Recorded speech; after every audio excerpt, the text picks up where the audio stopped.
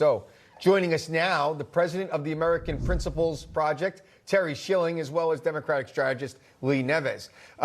Gentlemen, good morning. Happy Easter weekend. Welcome to Wake Up America Weekend. Terry, I want to jump right in with you. When folks in big cities are living, paycheck to paycheck, and then there's migrants getting put up in hotels, getting money, food, iPhones, iPads, I have to assume it's maddening for those that are struggling just to put food on the table for their own children. No, that's exactly right, Michael, and thank you guys so much for having me. Everyone in America is upset about what's going on in this country. It's not just minorities, but when you dig down into them, they are upset about what's happening to their schools, to their local communities. They're seeing benefits being given to people that have broken the law, that didn't go through the system that they did. Just so you guys know, we did 12 focus groups in the core 4 swing states last year, and Hispanic voters, Black voters, these people are so upset when you show them what their kids are being taught in schools, what they're being exposed to, and how all of these other people are being given unfair advantages. You see it in their face, you hear it in their voices when they start talking about what they're witnessing. And I would not be surprised if they make a big shift this November. Lee, on Monday, New York City started giving migrants debit cards as well. To buy food. A family of 4 would get $350 for food, and that would last 6 weeks. But Democrats it's $350 per week for 6 weeks. Per week, I should say. Democrats argue that it's going to bring down the cost of feeding the migrants and then put money back into the economy. But at the same time, a lot of New Yorkers are struggling to pay their rent, and yet the same lawmakers continue to get voted in. So why are we seeing that?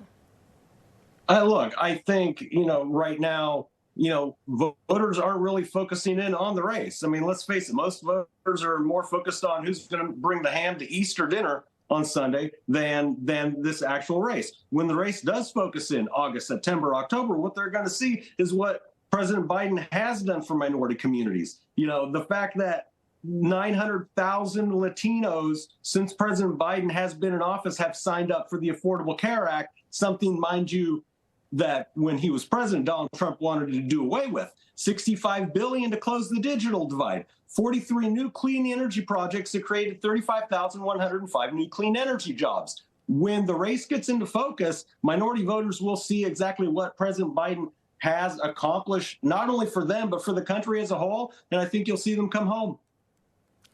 I'm going to have to wait to see that.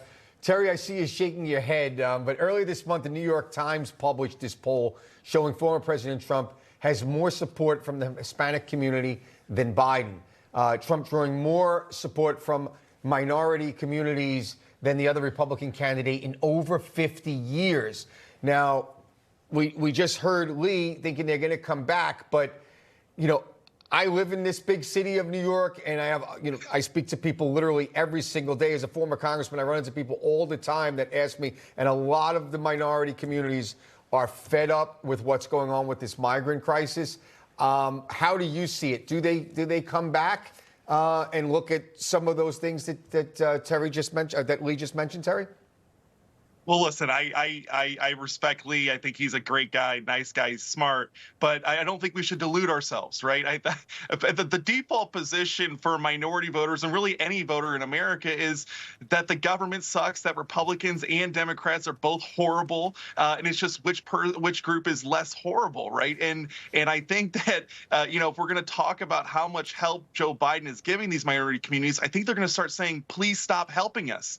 Things are getting so bad. They're shutting down the schools. There's over 1.5 million illegal immigrant children that have come in over the past 4 years into this country. And the reason that's problematic is because it costs $12,000 per year to educate these kids. That's billions of dollars in extra funding. It's just a nightmare. So listen, I think the minority communities this November are going to say to Joe Biden, please stop helping us because you're making it worse. All right, we have less than a minute left. Terry, I'll get you to react to that. you can have the final word here. Sorry, Lee, I mean.